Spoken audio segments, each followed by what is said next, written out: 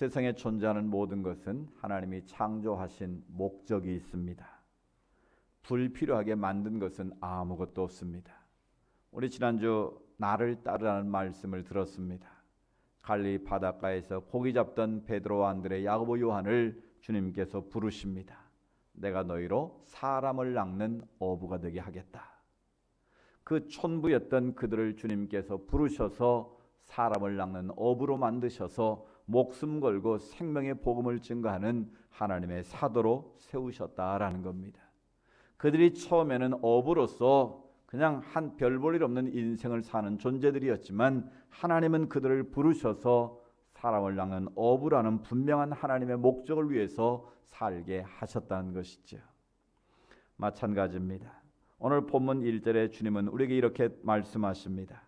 그러므로 주 안에서 갇힌 내가 너희를 권하노니 너희가 부르심을 받은 일에 합당하게 행하여 말씀하십니다. 지금 사도 바울은 로마의 감옥에서 에베소에 있는 성도들을 생각하면서 이 편지를 쓰고 있습니다. 에베소 교회는 요한계시록에 나왔는데 잘 아시는 것처럼 그 교회는 핍박이 있었고 많은 환난이 있었습니다. 이단의 유혹도 있었습니다. 그런데 에베소 교회는 그 모든 것을 말씀으로 잘 이겨내고 승리하는 교회였습니다. 그런데 한 가지 책망할 것이 있는데 그게 뭐였습니까? 너희가 첫사랑을 버렸다 말씀하십니다. 에베소 교회는 말씀의 능력도 있고 권세도 있고 다 잘했는데 뭘 잃어버렸다고요? 하나님을 향한 첫사랑을 잃어버린 교회. 그래서 너희가 그 말씀대로 순종하면 너희 촛대로 옮기시겠다고 말씀하신 것이죠. 그래서 지금 감옥에서 바울은 에베소에 있는 교인들을 생각하면서 너희들이 바로 하나님 앞에 잃어버린 첫사랑을 회복해서 하나님의 부르심에 합당한 자로 살았으면 좋겠다. 그래서 에베소 1장부터 3장까지는 너희가 하나님의 은혜로 인하여 믿음으로 말미암아 구원을 얻었는데 그 하나님의 놀라운 은혜를 입은 너희들이 앞으로 하나님의 부르심에 맞게 살아야 되지 않겠느냐. 부르심에 합당한 자로 너희가 쓰임받아야 되지 않겠느냐. 그런 간절한 마음으로 오늘 에베소에 있는 교인들에게 또 예수님의 은혜로 구원받은 저와 여러분 모두에게 간곡하게 권면을 하고 있는 것이죠. 우리가 누군가를 부를 때에는 부른 이유가 있습니다. 그를 불러서 하고자 하는 일이 있는 것이죠. 예를 들어 정치인들을 우리가 선거를 통해서 그들을 뽑지 않습니까? 국회의원을 뽑고 대통령을 뽑고 지자체 일꾼들을 뽑습니다. 그러면 그들은 우리가 불렀는데 뭘 위해서 부른 겁니까? 정치를 바르게 잘 내서 백성들이 평안하게 잘 살도록 도와주라고, 그 일을 하라고 우리가 세금을 내서 그들을 먹이고 입히고 뭐 활동비를 주고 비행기를 타도 국회의원만 되면 최소한 비즈니스 이상 퍼스트 클래스를 타고 어디 가도 면책 특권을 주고 그런 놀라운 권세를 주는 것 아니겠습니까? 그런데 그들이 국민들이 부여한 그 권세를, 부름받은 그 권세를 백성을 위해서 쓰지 않고 그 권력을 사유화하거나 때로는 남용하거나 잘못 오용하게 되면 뭘 받습니까? 다음 선거 때 국민들로부터 심판을 받게 된다라는 거지. 그러니까 부를 때는 그 부르심에 합당하게 살아야지, 부르심의 목적에 맞게 우리가 행동을 해야지, 엉뚱하게 자기 생각대로 자기 뜻대로 하면 결국은 백성들로부터 심판을 받는 것처럼 우리는 하나님 앞에서 뭘 받을까요? 행한 대로 하나님 앞에 심판을 받게 된다라는 것입니다. 따라서 우리 모두는 그리스도 예수의 자녀로 부름받은 하나님의 사람들입니다. 하나님께서 우리에게 자녀가 되는 권세를 주셨고 왕 같은, 제사장 같은 그런 놀라운 은혜를 우리에게 부어주셨습니다. 왜 하나님께서 그런 엄청난 은혜와 권세를 저와 여러분에게 주셨느냐라는 거예요. 그래서 오늘 바울의 지적대로 너희가 부르심에 합당한 자로 살아야 되겠는데 부르심에 합당한 자로 우리가 쓰임받으려면 어떤 태도를 가져야 될 것인가, 우리 인생 가운데 어떤 믿음의 준비를 하고 살아야 될 것인가를 바울은 오늘 세 가지로 권면하고 있습니다.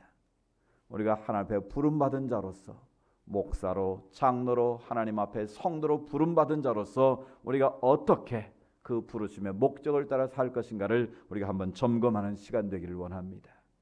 첫 번째로 부르심에 합당한 삶을 살려면 부르심의 목적을 따라 살아야 한다라고 말씀하십니다. 작은 미물도 생명력을 가지고 살아가는 것입니다. 우리가 보기에는 정말 하찮은 잡초 하나도 하나님께서 그 잡초를 이 땅에 보내신 하나님의 뜻이 있다는 거예요. 공중에 나는 새 한 마리도 하나님의 뜻이 아니면 떨어지지 않는다고 주님 말씀하신 것처럼 작고 보잘것없는 그것이라도 하나님의 계획과 뜻 가운데 지으셨고 또 그들을 살아가게 하셨다는 거예요. 제가 이제 작년에 화초를 가꾸면서 이 교회 앞에 이 콘크리트 틈 사이에 갈라져서 거기에 뭐 비바람이 불면서 흙이 그 안에 채워지고 또 어디선가 그 잡초 씨앗이 그곳에 떨어져서 어느 날 싹이 나고요. 저게 자랄 수 있을까 하고 계속 지켜봤는데 제가 물을 주지 않았는데도 그 작은 잡초가 싹이 나더니 잎이 나고 결국은 꽃을 피워내더라고요. 그래서 제가 보니까 너무너무 신기한 거예요. 아니 작은 미물도 가꾸지 않았는데 그 척박한 콘크리트 틈바구니에서도 그 꽃을 피워내는 그 모습을 보고 생명력은 역시 위대한 것이구나. 이 작은 잡초 하나도 하나님의 그 뜻을 따라서 꽃을 피워낸다면 하나님의 형상으로 지음받은 저 여러분은 어떻게 살아야겠습니까? 내 생각대로 내 멋대로 살아서는 안 된다는 거예요. 하나님의 말씀을 내 인생의 교과서로 삼고 내 인생의 내비게이션으로 삼아서 그 말씀의 뜻을 쫓아서 부르심의 목적에 맞게 살아야지 내 생각 내 뜻대로 살면 그것은 하나님 보시기에 죄악의 결과를 범하고 만다는 거예요. 그래서 에베소 2장 10절에 바울은 에베소 교인들을 이렇게 권면합니다. 한번 읽어볼까요? 우리 앞에 화면 보시고 시작. 우리는 그가 만드신 바라 그리스도 예수 안에서 선한 일을 위하여 지으심을 받은 자니 이 일은 하나님이 전에 예비하사 우리로 그 가운데서 행하게 하려 하심이라. 아멘. 이 에베소 2장 10절 말씀 여러분 외우셔도 참 좋은 말씀이에요. 우리는 누가 만드셨다고요? 그가 만드셨다 말씀하십니다. 하나님께서 창조의 형상으로 하나님의 형상으로 우리를 만드셨다는 거예요. 언제부터? 만세전부터 우리를 택정하시고 모태에서 예정하셔서 우리를 이 땅에서 태어나게 하셨는데 만드신 바다라는 말의 원래 헬라어는 포이에마라는 뜻이라고 그랬어요. 이 포이에마라는 말에서 영어의 단어 C라는 단어를 우리가 포임이라고 말하는데 C라는 단어가 나왔다고 이미 설명드린 적이 있습니다.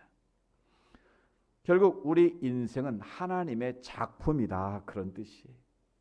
뭐 잘생겼고 못생겼고 많이 배우고 못 배우고 뭐 남녀노소 상관없이 하나님의 형상으로 지음받은 모든 인간은 하나님의 뭐다?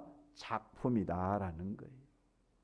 뭐 어떤 사람들은 뭐 백인들은 덜 구워져 가지고 희끼무리하고 흑인들은 바싹 구워져 가지고 이렇게 또 뭐 이렇게 색깔이 진해졌고 우리 황인종들이 노리끼리 하게 제일 잘 만들었다 이렇게 농담도 하는데 여러분 그게 아니고요. 어떤 형상이든지 생명을 가지고 태어난 모든 인간은 하나님 앞에 아름답고 보배롭고 존귀한 하나님의 작품인 줄로 믿습니다. 우리는 습작품이 아니라 한번 어떻게 실수로 만들어진 존재가 아니라 하나님께서 만세전부터 예정하시고 모태로 택정해서 지음받은 하나님의 자녀라는 거예요. 하나님의 걸작품이라는 거예요. 그것만 생각해도 우리의 자존감은 올라가는 거예요. 이 세상에 불필요한 사람은 아무도 없습니다. 다 하나님의 뜻이 계셔서 저와 여러분을 이 땅에 보내신 것입니다. 아멘. 그 분명한 나를 이 땅에 보내신 하나님의 목적을 알고 우리가 인생을 살 때 세월을 허비하지 않고 우리가 바른 인생을 살아갈 수 있다라는 거예요. 그럼 우리가 하나님 우리를 지으신 목적이 뭐라고 그랬습니까? 그리스도 예수 안에서 뭘 위해서? 선한 일을 하라고 우리를 지으셨다는 거예요. 하나님은 선하신 분입니다. 우리가 찬양 부르잖아요. God is so good. 하나님은 선하신 하나님 우리는 찬양합니다. 그 하나님의 선함은 우리가 말하는 착하신 분 그런 의미는 아니에요. 하나님의 뜻을 이 땅에 이뤄갈 수 있는 그런 좋으신 하나님을 말씀하는 거예요. 그럼 하나님의 선하신 뜻이 무엇이겠습니까? 그 하나님의 선한 뜻은 바로 예수 그리스도를 통해서 이 땅에 이루어진 사건을 말하는 거예요. 그럼 예수님이 이 땅에서 행하신 세 가지 삼중 사역이 있어요. 그걸 예수님의 삼중 사역이라고 표현하는데 예수님 하신 일이 뭡니까? 하나님 나라를 선포하셨어요. 두 번째는 하나님 나라에 대해서 가르치셨어요. 그리고 세 번째는 병든 자를 치유하시고 고쳐주시는 회복의 사역을 하셨어요. 그러니까 예수 이 땅에 오셔서 이 프리칭 선포하는 사역, 그다음에 티칭 가르치는 사역, 그다음에 치유하는 힐링의 사역을 주님께서 행하신 거예요. 여기다 하나를 더 붙인다면 무슨 사역? 기도 사역을 하셨어요. 이 프레잉 기도 사역을 통해서 하나님의 뜻을 끝까지 이 땅에 이루어 가시는 놀라운 역사를 보이신 거예요. 그러니까 하나님의 선한 뜻을 우리에게 맡기셨다는 것은 무엇입니까? 우리가 이 땅에 살면서 하나님 나라 천국을 선포하는 자로 부르셨다는 거예요. 우리로 하여금 하나님 나라를 가르치는 자로 이 땅에 병들고 그늘지고 소외된 이웃들에게 주님의 사랑을 통해서 그들을 회복하는 자로 저와 여러분을 부르셨다는 거예요. 그 사명 감당하라고 목사로, 장로로, 여러분을 성도로, 일꾼으로 부르셨다는 거예요. 그 사명 감당하라고 이 교회를 이곳에 세우셨다라는 것이죠. 따라서 우리는 하나님의 선한 일에 우리 인생의 목적을 두고 살 때 그 인생은 아름다운 인생이 될 수 있습니다. 내가 하고자 하는 소원을 다 이루었다고 그 인생이 성공하는 것은 아닙니다. 어떤 사람은 자기가 원하는 것을 열심히 노력해서 이뤄냈는데 그것이 자기 인생을 결국 무너지게 하고 망하게 한 것을 보기도 합니다. 그러나 설령 내 뜻대로 내가 원하는 대로 이루어지지 않았어도 나를 통해서 하나님의 나라와 하나님의 뜻이 이루어지고 있다면 그 인생은 성공자가 되는 줄로 믿습니다. 지금 당장은 좀 힘들고 어려워도 주님 앞에 서는 그날, 우리 지난주 말씀 들은 것처럼 너는 아직 내 집에 오지 않았다. 세상 사람들의 박수와 환영은 받지 못할지라도 언젠가 오늘 우리가 주님 앞에 가는 그날, 우리 주님은 천군 천사를 동원하시고 모든 악기를 다 동원하셔서 우리를 환영하실 그날이 분명 오게 될 줄로 믿습니다. 따라서 우리는 하나님의 나라와 하나님의 뜻을 품고 이 땅을 살아야 된다라는 거예요. 내가 먹고 마시고 살아가는 모든 이유도, 내가 직장을 가지고 사업을 하고 하는 모든 이유도 바로 이 땅에 하나님 나라를 세우고자 하는 분명한 내 인생의 목적이 있어야 한다라는 거예요. 그것에서 벗어나게 되면 잘 가면 잘 가고 잘 달리면 잘 달릴수록 더 큰 인생의 화가 될 수도 있다는 거예요. 오직 하나님의 선한 뜻을 품고 선한 목적을 가지고 우리 인생을 살게 될 때 그 인생은 달려갈수록 복이 되고 은혜가 될 줄로 믿습니다. 그래서 마태복음 6장 33절에 이렇게 말씀합니다. 우리 같이 한번 읽습니다. 시작. 너희는 먼저 아멘. 이 모든 것을 너희에게 더하시리라. 아멘. 우선순위가 중요하다는 거예요. 먼저 뭘 구하라는 겁니까? 내 뜻, 내 욕심, 내 정욕을 위해서 구하지 말고 하나님의 나라와 하나님의 뜻이 나를 통해서 이 땅에 이루어지기를 위해서 기도하라는 거예요. 그것을 위해서 너희 인생의 우선순위를 두고 살라는 것입니다. 그리하면 어떻게 하신다고요? 우리가 필요로 하는 그 모든 것들을 어떻게 하십니까? 더해 주신다는 거예요. 결국 우리가 뭘 원하고 구하고 그래서 얻어내는 것이 아니라 하나님의 기쁨이 되는 인생을 살면, 하나님 앞에 우리 인생의 목적을 바르게 정하고 하나님이 기뻐하시는 선한 뜻을 따라 살면 우리 인생의 모든 필요한 것은 하나님께서 보너스로 주신다는 것입니다. 우리는 그것을 믿고 살아가는 존재들인 거예요. 그래서 어렵고 힘든 환경 속에서 열심히 노력해서 성공한 사람들을 뭐라고 표현합니까? 저 사람 자수성가했어. 스스로 자자 손수, 자기 손의 힘으로 성공했다고 표현하는 것 아닙니까? 그러나 신앙적으로 보면 그 말은 틀린 말이에요. 자기 손의 힘으로 성공한 인생이 아니라 신수성가한 거예요. 하나님의 손의 도우심으로 성공한 것이지 인간의 힘으로 성공하면 그것은 언젠가는 망할 때가 있다는 거예요. 그러나 신수성가하면 하나님의 도우심으로 그 인생이 성공하게 되면 누구도 흔들 자가 없고 누구도 그를 무너뜨릴 자가 없다라는 거예요. 그래서 얼굴이 훤한 사람은 신수가 좋네 그러잖아요. 우리가 하나님의 뜻 가운데 하나님의 목적을 따라 살면 여러분의 인생의 신수가 펴지는 거예요. 아멘. 신수가 훤하게 밝아지는 거예요. 아멘. 그래서 우리는 어찌하든지 간에 하나님의 선한 목적을 가지고 이 땅을 살아낼 때 여러분의 인생에 필요한 것을 더해 넘치게 하시는 하나님의 은혜가 임할 줄로 믿습니다. 여러분 올 한 해 동안 어떤 인생의 목표를 정하셨습니까? 내 뜻, 내 욕심만을 채우기 위한 그런 목표가 아니라 먼저 하나님의 나라와 하나님의 뜻을 이루기 위한 선한 목표를 가지시기 바랍니다. 그 목표를 가지고 하나님 앞에 우리가 정진하게 될 때에 있어야 할 것을 아시는 주님께서 더하여 넘치게 하시는 주의 은혜가 임하게 될 줄로 믿습니다. 두 번째로 하나님의 부르심을 받은 자로 합당하게 살려면 서로 용납하며 살라고 말씀하십니다. 이 용납한다는 게 뭔가? 이 용서하는 거하고 용납하는 거는 좀 다른 표현이에요. 이런 친구가 돈을 꿔줬어요. 그런데 안 갚아요. 근데 또 와서 돈을 꿔달래요. 불쌍해서 또 꿔줬어요. 근데 또 안 갚아요. 근데 또 세 번째 또 빌려달라고 그래요. 그래서 그때는 이제 친구가 야, 너 왜 약속을 안 지켜? 돈을 갚아야지. 그래서 내가 필요하니까 좀 한 번만 빌려줘라. 그래서 빌려는 줬는데 다시는 내가 너한테 돈을 안 빌려줄 거야. 전 네가 불쌍하니까 내가 너의 행동은 안 갚은 건 다 용서할 거야. 전 다음에는 다시는 너 안 빌려준다. 그러면 그 사람을 나는 내 마음으로 뭘 한 거예요? 지금 용서를 했어요. 그런데 네 번째 또 돈을 빌리러 또 왔어요. 그럼 내가 지난번에 말했잖아. 나 다시는 절대 돈 안 빌려준다고. 이제 안 돼. 너는 돈은 날 빌려줄 수가 없어. 그러면 그 사람을 용서는 했지만 뭘 못한 거예요? 용납은 아직 못한 거예요. 우리 삶 가운데 보면 용서는데 용납을 하지 못할 때가 참 많이 있어요. 그 사람이 미운데 목사님 매일 용서해라 하니까 그래 내가 용서해야지 라고 용서는 했어요. 하나님 앞에. 그런데 그 사람을 만나면 갑자기 혈압이 올라요? 안 올라요? 혈압이 올라고 옛날에 막 그 생각이 다 나가지고 막 혈기가 올라와요. 그럼 아직 그 사람은 용서는 했을지 모르지만 뭘 못한 거예요? 용납하지는 못한 상태를 말하는 거예요. 근데 우리 주님이 용서라는 말은 그냥 마음으로만 입술로만 용서란 말이 아니고 내 삶으로 그 모든 것을 어떻게 하라? 억셉트하라는 거예요. 그걸 다 받아주고 인정하고 그것에 대해서 동의하라 그 말씀이에요. 그러니까 오늘 사도 바울 때 하나님께서는 서로 용납하며 살아야 된다라는 거예요. 너희 지금 에베소 교회가 첫사랑을 잃어버리고 하나님의 뜻에서 변질되어 가고 있는데 너희가 그것을 벗어내서 하나님의 부르심에 합당한 자의 삶을 살려면 서로 용납하는 태도로 너희가 성장해야 된다라는 거예요. 그래서 바울은 구체적으로 네 가지를 가르쳐주고 있어요. 어떻게 하는 것이 용납하는 태도로 살아가는 것인가? 그 첫 번째가 뭡니까? 오늘 2절에 보면 모든 겸손과 온유로 하고 오래 참음으로 사랑 가운데서 서로 용납하고 그랬어요. 모든 동사 용납으로 귀결되는데 첫 번째는 뭐 하라는 거예요? 겸손해라는 겸손함.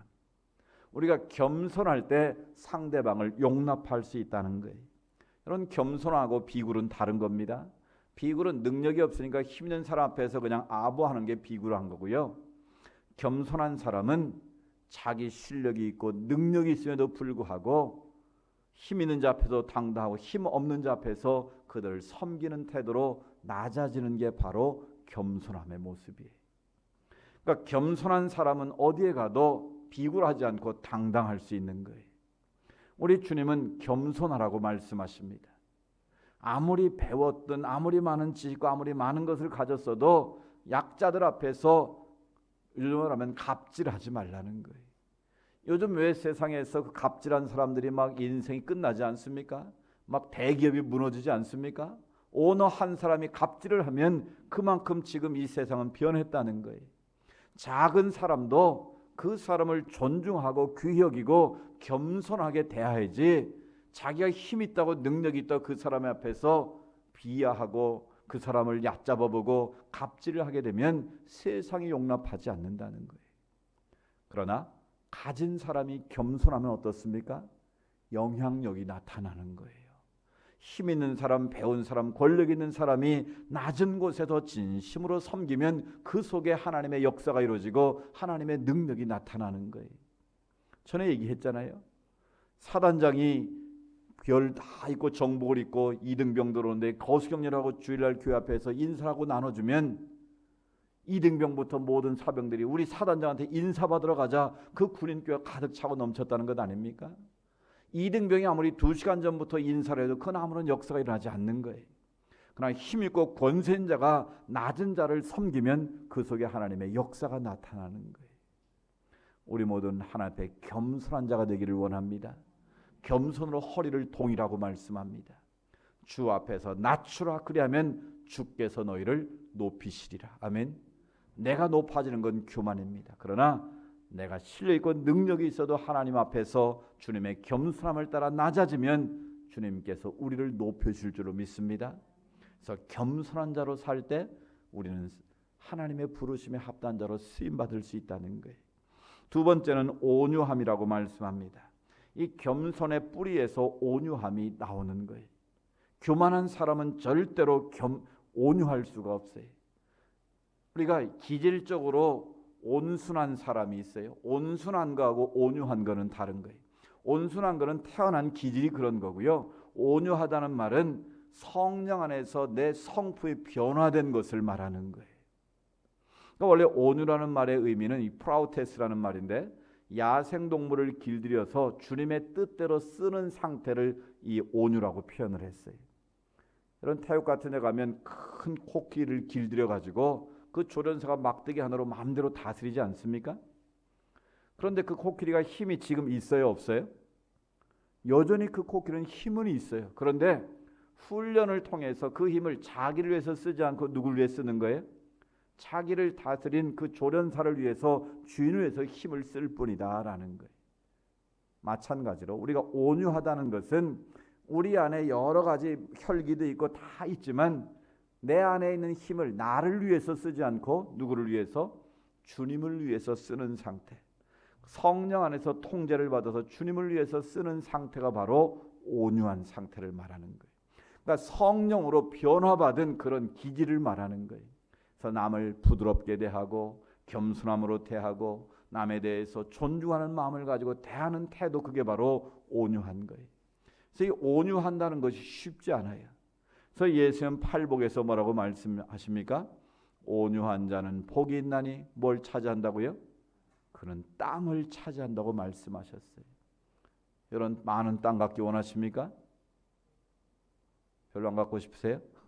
여러분, 많은 땅을 갖기 원하시면 주님 앞에서 온유하게 사시면 돼요.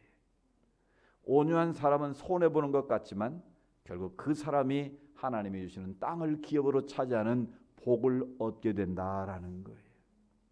여러분, 하나님 앞에서 온유하십시오. 온유할 때 하나님이 그를 통해서 땅을 기업으로 얻게 하시는 복으로 채우신다라는 거예요. 따라서 겸손과 온유는 하나의 짝이에요. 겸손과 온유함으로 살면 그게 바로 하나님의 부르심에 합당한 자의 삶의 태도라는 거예요. 또 두 가지가 나오는데, 오래 참으라고 말씀하십니다. 오래 참는 것. 여러분, 이것은 내 힘으로 참는 걸 말하는 게 아니에요. 상대방이 잘못하면 내가 이번에 한 번은 참는다, 두 번까지는 참는다, 내가 딱 3세판은 참는다, 네 번째 확 폭발하면 그건 참은 게 아니에요. 그건 차라리 그때그때 화를 내는 것만 또 못한 거예요. 성경이 말하는 long suffering, 이 고난을 오래 참다는 말의 의미는 그냥 잊어버린다라는 뜻이에요. 그냥 용서를 선포해서는 그걸 잊어버려야지, 그것을 마음에 품고 되새기면 그거는 용서한 게 아니에요. 그건 참은 게 아니에요. 여러분, 스프링이 있는데 스프링을 한 번 누르고 두 번 누르고 세 번 누르고 팍 터뜨리면 어떻게 됩니까? 더 큰 폭발력이 있는 거예요. 그건 참은 게 아니에요. 그냥 눌렀다가 원래의 상태로 돌아가는 게 이게 진짜 참는 거예요. 그러니까 하나님 앞에서 우리는 늘 인내가 필요합니다. 그리스도인이 참 어려운 것 중에 하나가 바로 오래 참는 것 같아요. 목사도 마찬가지. 그냥 성도가 속썩이면 그래, 내가 참아야지. 근데 계속 속썩이면 에잇, 그래가지고 언젠가는 사고 칠 때가 있지 않습니까? 저는 이 인내, 오래 참는 걸 생각하면 그 말씀이 떠올라요. 저를 가르친 목사님이 그렇게 말씀하셨어요. 그 자기 스승 이 김재건 목사라는 분인데, 이 서울의 고척교회 큰 교회를 섬기셨는데, 그분이 6.25 참전 용사세요. 근데 총을 맞았는데 심장 옆에 총알이 지금도 박혀 있는 분이. 근데 그걸 수술을 통해서 빼면 심장이 위험해서 그걸 제거할 수가 없대요. 그래서 평생을 그 심장을 품고 사시는 분이에요. 근데 그분이 항상 뭐라고 말씀하셨느냐면, 성도가 목사에서 창을 가슴에 팍 찌르면 어떻게 되냐? 에잇 하고 빼버리면 그건 벌써 증거라는, 하나님 앞에 실격이라는 거예요. 그냥 그거를 붙잡고 쥐 하고 그걸 사랑으로 녹여내야지, 그걸 뽑는 순간 목사로서 실격이라는 거예요. 그래서 목사는 그렇게 끝까지 사랑으로 인내하고 참아야 목사다. 그것을 저한테 늘 말씀하셨어요. 그래서 저는 그 말이 늘 생각나요. 내가 누군가 힘들게 하면 그래, 목사가 참고 잊어야지. 그걸 품고 있으면 내 스스로 마음의 지옥이 되는데 내가 그걸 품고 내 스스로 지옥의 삶을 살 필요가 없지. 여러분도 마찬가지입니다. 오래 참는 것은 그냥 눌러놓는 게 아니에요. 그냥 주님의 정말 사랑으로 내가 녹여낼 때 그 속에 진정한 인내가 있는 거예요. 그래서 성령의 열매 가운데 사랑은 오래 참고, 이게 오래 참는 게 제일 먼저 나오는 거예요. 그만큼 어렵다는 거예요. 그래서 내 힘으로는 참을 수 없기 때문에 뭐가 필요해요? 성령의 도우심이 필요하다는 거예요. 그래서 우리가 성령의 사람이 되면 참을 수 있는 거예요. 그런데 내가 성령이 바닥나 버리면, 성령 충만하지 못하면 나도 모르게 참은 것 같은데, 인내심 있는 것 같은데 나도 모르게 혈기가 나올 수밖에 없다는 거예요. 여러분 오래 참으시길 바랍니다. 갈라디아서 5장에 보면 선을 행하되 낙심하지 말지니 때가 이르면 반드시 열매를 거두게 하신다고 약속하십니다. 참아낼 때 하나님께서 하나님의 때 하나의 방법으로 열매를 거두게 하실 줄로 믿습니다. 네 번째는 사랑하라고 말씀하십니다. 에베소 교회는 첫사랑을 잃어버린 교회였기 때문에 너희가 하나님의 그 사랑을 회복하지 않으면 부르심에 합당한 자로 쓰임받을 수 없다라는 거예요. 여러분 사람들이 왜 첫사랑을 귀하게 여깁니까? 그 첫사랑은 애틋함이 있잖아요. 순수함이 있잖아요. 그러니까 그 첫사랑을 사람들이 잊지를 못하는 거예요. 마찬가지로 하나님과 나의 맺은 그 첫사랑을 기억하라는 거예요. 그 사랑은 어떤 사랑입니까? 하나님의 사랑은 무조건적인 사랑, 무조건적인 희생, 아가페의 사랑 아니겠습니까? 우리는 그 주님의 십자가의 사랑으로 구원받은 하나님의 자녀들이 됐습니다. 결국 사랑은 쉽게 표현하면 나의 이기심을 넘어서는 게 사랑인 것 같아요. 그래서 유한진 씨가 질환지교를 꿈꾸려는 그 수필집에서 이런 멋있는 표현을 했더라고요. 사랑은 나를 비워서 너로 채우는 것이다. 나의 이기심을 비워내고 상대방의 마음으로 나를 채워가면 그 사람을 어떻게 하는 거예요? 그게 사랑하는 거다라는 거예요. 바로 우리 주님은 십자가에서 하늘의 영광을 다 비워내시고 우리를 품기 위해서 이 땅에 오셔서 십자가를 지신 것 아니겠습니까? 자기의 모든 하늘 영광을 다 비워내시고 그 가슴으로 온 인류를 품으신 것 아니겠습니까? 그게 바로 십자가의 사랑이요 아가페의 사랑이라는 거예요. 오늘 우리도 그 사랑으로 우리의 삶이 채워가기를 원합니다. 내 이기심을 넘어서 상대방을 내 마음에 채우고 살아갈 때, 그 속에 주님의 사랑이 머물게 될 때 우리는 미움을 넘어서 사랑의 삶이 될 줄로 믿습니다. 서로 용납하며 살아가는 인생, 그것이 바로 부르심을 받은 하나님의 사람들의 모습이라는 거예요. 마지막으로 세 번째, 하나 되게 하신 것을 힘써 지키라고 말씀합니다. 3절에 보면 평안에 매는 줄로 성령이 하나 되게 하신 것을 힘써 지키라고 말씀합니다. 보혜사 성령님은 하나 되게 하시는 영이에요. 갈라놓고 분열과 갈등을 초래하는 것은 바로 다 마귀의 영이 역사한 증거입니다. 어떤 일이 있어도 하나님의 성령이 임하면 갈라진 것이 하나로 치유되고 회복되는 거예요. 그러나 악한 영 마귀 사단의 틈을 타면 하나 되었던 것이 나눠지고 갈라지는 거예요. 그래서 마귀의 전문은 바로 거짓말을 불어넣어서 갈라놓는 거예요. 이 디아볼로서 디아라는 말이 나눈다는 뜻이. 그러니까 내가 있는 곳이 뭔가 갈등이 있고 분열이 이루어지면 그 안에 누군가가 마귀의 종로로 탄 사람이 있다라는 증거예요. 우리는 무슨 일이 있어도 성령 안에서 하나됨을 만드는 사람이 되기를 원합니다. 여러분의 가정이 성령 안에서 하나 되기를 축복합니다. 여러분의 일터, 여러분의 사업장이, 우리가 섬기는 이 교회가 성령 안에서 하나됨을 이룰 수 있기를 원합니다. 우리나라의 고질병 중에 하나는 바로 이 갈등이, 편을 가르는 이 고질병이 이 민족 가운데는 있어요. 이것을 넘어서야 이 나라가 정말 선국이 되고 하나님이 기뻐하시는 나라가 될 수 있어요. 이 민족 가운데 얼마나 많은 갈등과 분열이 있습니까? 보수와 진보의 갈등이 있고, 또 사주와 또 일하는 노동자들 간의 갈등이 있고, 지역 간의 갈등, 또 교회 안에서까지도 끊임없는 갈등과 분열들이 있다라는 거예요. 여러분, 이 장로교가 왜 갈라진 줄 아십니까? 1953년에 미국에서 공부를 하고 오신 목사님들이 자유주의적인 신학을 공부한 분들과 좀 보수적인 신학을 한 분들이 서로 대립이 됐어요. 그 김재준 박사님 같이 좀 자유주의적인 신학을 공부한 분들은 하나님의 말씀이 분명 오류가 없고 정확무한 하나님의 말씀이지만 이 번역의 과정에서 문자적으로 오류는 있을 수 있다. 그렇지만 큰 하나님의 구원에 이건 이상이 없다. 그런 주장을 하셨고, 또 보수적인 목사님들은 무슨 소리냐? 하나님의 말씀은 정확무호하다. 틀린 것까지도 하나님이 그건 계시하신 거다. 그러니까 틀리면 틀린 대로 우리가 그대로 받아야 된다. 누구 말이 맞아요?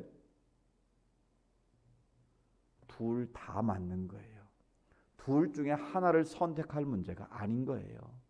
그런데 그거를 자기 주장만 내서 자기 고집을 가지고 서로 싸우다 보니까 거기에 악한 영이 틈을 타니까 기독교 장로가 떨어져가고 예수교 장로가 갈라진 거예요. 또 예수교 장로 안에서 또 통합이 갈라지고 합동이 갈라지고, 또 합동은 그 안에서 또 수백, 100개가 넘게 또 갈라져 가지고 이게 양판지 쪽판지 구분도 안 되는 그런 상황이 되고 마른 거예요. 이게 지금 한국 교회 내 갈등이 불씨가 된 거예요. 그래서 이게 하나가 되지 못함으로 인해서 정말 모든 대사회적인 영향력을 행사하지 못하는 그런 불행한 씨앗이 되고 말았다는 거예요. 그 작은 것 하나에서부터 이런 우리 교회 내의 분열이 이루어지는 원인이 되고 말았다는 거예요. 심지어 어떤 미국의 어떤 교회 책을 내가 봤는데요, 그 책이 갈등 속에서 갈라졌는데 결국 왜 갈라진 줄 아세요? 이 교회 중앙에 이 카펫을 깔아야겠는데 한쪽은 예수의 보혈을 상징하는 빨간색 카펫을 깔아야 된다고 주장을 했고, 또 한쪽 사람들은 너무 좀 진부하니까 좀 우리 뭔가 좀 미래를 상징하는 파란색으로 좀 깔았으면 좋겠다. 한쪽은 붉은색, 한쪽은 파란색, 서로 그거 가지고 싸우다가 교회가 갈라졌대. 그래서 한쪽 교회는 붉은색 카펫 교회가 되고 한쪽은 푸른색 카펫 교회가 됐다는 거예요. 여러분, 이게 교회가 나눠질 이유입니까? 그런데 아까 말씀드린 성령 안에서 하나 되게 하신 것을 힘써 지키지 못하게 되면, 결국 마귀가 좋아하는 일을 하게 되면 결국 갈등과 분열 구조 속에 빠질 수밖에 없다는 거예요. 우리가 어떻게 하면 하나됨을 지킬 수 있습니까? 이 세 가지만 잘 판단하면 돼요. 첫 번째는 다른 것과 틀린 것을 구별할 줄 알면 되는 거예요. 우리가 어떤 의견이 있을 때 이건 서로 의견이 다른 것인지 생각이 틀린 건지를 구별해야 돼요. 우리는 내 생각과 다르다고 말하면, 다르게 말하면 다 상대방은 X를 쳐버리는 거예요. 틀렸다고 말하니까 서로 싸우고 으르렁거리는 거예요. 우리의 의견은 얼마든지 다를 수 있다는 거예요. 다른 것을, 차이를 존중하고 인정하면 갈라지잖아요. 두 번째, 내 생각이 항상 옳다는 교만을 버리라는 거예요. 교회도 보면 항상 자기 생각만 옳다고 주장하는 사람이 있어요. 그 사람은 바로 교만한 사람이에요. 내 생각이 옳으면 다른 사람의 말도 옳을 수 있다는 걸 인정하는 게 겸손한 거예요. 세 번째는 자기 유익이 아닌 공동체의 유익을 구해야 된다는 거예요. 많은 경우에 있어서 자기 자존심을 내세우는 경우가 있어요. 여러분, 교회 공동체에 자기 자존심을 내세우는 건 정말 미련한 사람이에요. 저는 강조합니다. 자존심은 내리고 자존감은 높이시기 바랍니다.